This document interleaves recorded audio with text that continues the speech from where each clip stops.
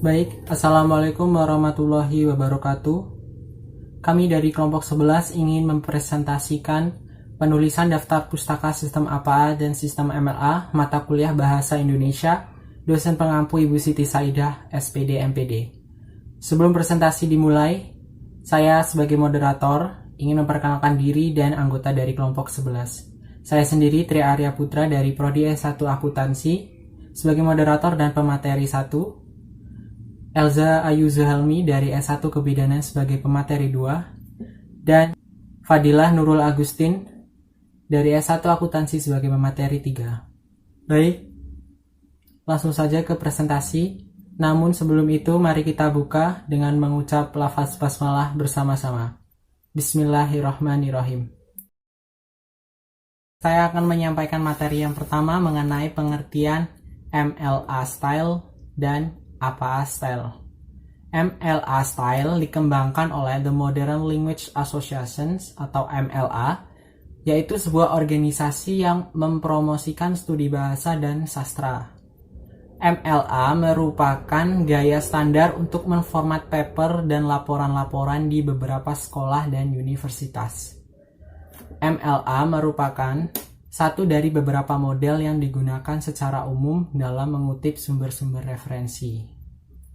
Sedangkan pengertian dari APA style, yaitu secara umum APA style merupakan gaya dan format penulisan untuk dokumen akademik seperti artikel jurnal ilmiah dan buku. Umumnya, APA style digunakan mengutip sumber dalam bidang ilmu dan perilaku sosial. Dalam pedoman menulis American Psychology Association atau APA yang berjudul Publication Manual of the American Psychology Association, disebutkan bahwa APA dikembangkan untuk membantu pemahaman bacaan dalam sosial dan perilaku, kejelasan komunikasi, dan mengurangi bias dalam bahasa. Dengan begitu akan lebih mudah dipahami oleh pembaca. Selanjutnya, cara penulisan kutipan MLA style dan APA style. Cara penulisan menurut MLA style. Yang pertama, mengutip dalam teks atau in-text citation. Di sini terbagi menjadi 9. Yang pertama, nama pengarang yang digunakan adalah nama terakhir atau nama dibalik dan nomor halaman.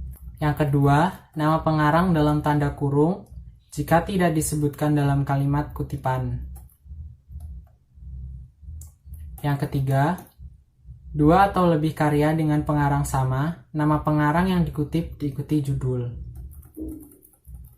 Yang keempat, nama pengarang lebih dari 3 orang, ditulis nama terakhir pengarang pertama dan diikuti dengan et al. 5. Organisasi sebagai pengarang. Nama organisasi diperlakukan sebagai pengarang dan ditulis lengkap atau gunakan singkatan yang sudah baku.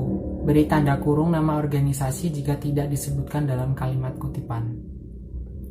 Yang keenam, tanpa pengarang, judul karya dikutip dalam tanda petik, titik, atau singkatan dalam tanda kurung, tanda petik, titik, tanda petik, tutup kurung, jika tidak disebutkan dalam kalimat kutipan.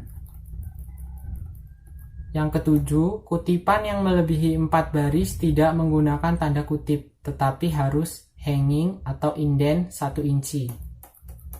Yang kedelapan, sumber online atau web, judul dikutip dengan tanda petik atau singkatan dalam tanda kurung, jika tidak disebutkan dalam kalimat kutipan. Yang kesembilan, mengutip sumber tidak langsung. Tambahkan QTD in atau quoted in. Dalam bahasa Indonesia berarti dikutip dalam. Baik, selanjutnya materi yang akan dibacakan oleh saudari Elza Ayu Zuhelmi dari S1 Kebidanan. Kepadanya dipersilakan. Daftar pustaka atau bibliografi dalam hal ini terbagi menjadi 2, yaitu sumber tercetak dan sumber berkala terbitan bercetak. Yang pertama, sumber tercetak. Yang A. buku dengan satu pengarang, B. buku lebih dari satu pengarang, C. dua atau lebih buku dengan pengarang yang sama, D. buku dengan tanpa pengarang, E. etiologi, F. artikel dalam buku referensi, G. definisi kamus. Yang kedua, sumber berkala terbitan bercetak. Yang A. majalah, B. koran, C. jurnal, D. artikel dalam majalah web, E. artikel dari database online, F. e-books. Cara penulisan apa menurut style? Yang pertama, sumber dari buku atau tesis, proceeding seminar. A. buku dengan satu penulis, B. buku dengan 2-5 penulis, C. buku dengan 6 atau lebih penulis, D. buku tanpa pengarang, E. buku dengan editor, F. ensiklopedia, G. tesis atau disertasi, H. proceeding, I. pengarang adalah organisasi. Untuk materi yang terakhir akan disampaikan oleh Saudari Fadila Nurul Agustin dari S1 Akuntansi. Kepadanya dipersilakan. Selanjutnya yaitu sumber dari surat kabar, majalah, jurnal. Format yang digunakan adalah nama penulis, tahun penerbitan, judul utama artikel, anak judul artikel, judul atau nama serial, volume atau issue number.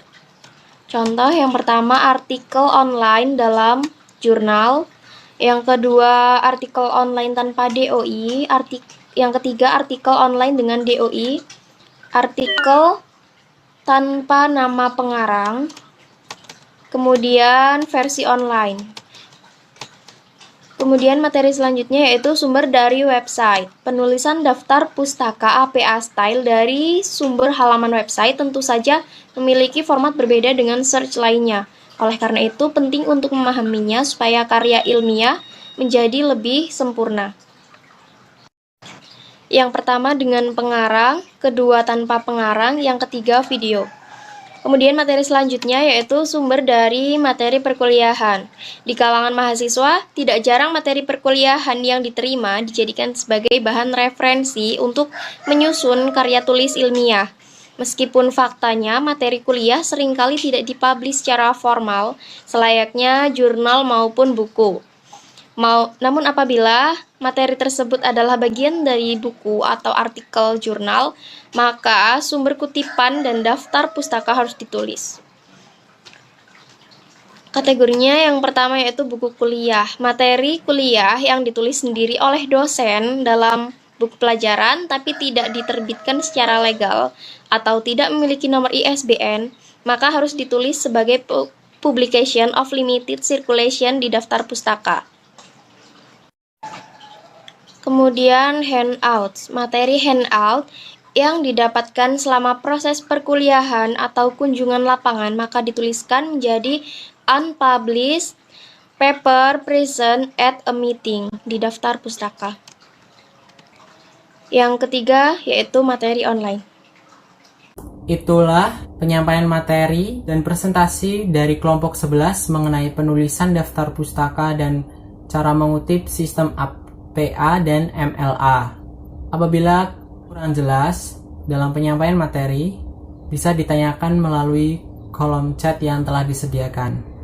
Untuk contoh dan format penulisan MLA dan APA Style telah kami lampirkan dalam makalah kami yang telah disediakan dan di-share. Kami dari kelompok 11 memohon maaf apabila banyak kesalahan dan kekurangannya. Untuk menutup presentasi pada kesempatan kali ini, marilah kita ucapkan hamdalah bersama-sama.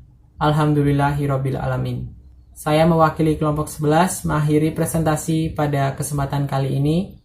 Wassalamualaikum warahmatullahi wabarakatuh. Terima kasih.